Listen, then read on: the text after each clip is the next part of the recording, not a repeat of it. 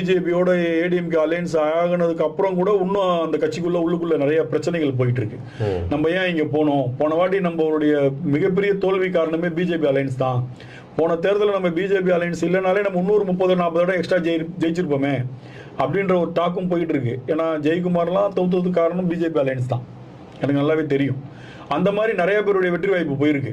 திரும்பியும் அவங்களோட நம்ம டிராவல் பண்ணா நமக்கு பிரச்சனை தானே, அதுக்கு நம்ம விஜயோட டிராவல் பண்ணோம்னா நல்லா இருக்கும் அப்படின்ற ஒரு டாக் போயிட்டு இருக்கு. அதோட எதிர்வழி தான் ஆதவ் பேசுனதுக்கு எந்த திட்டோ எந்த எதிர்வரை அவர் சொல்ல வேணாம்னு சொல்லிட்டு அவரே ஒரு பேட்டியில முடிச்சுட்டு போயிட்டார்.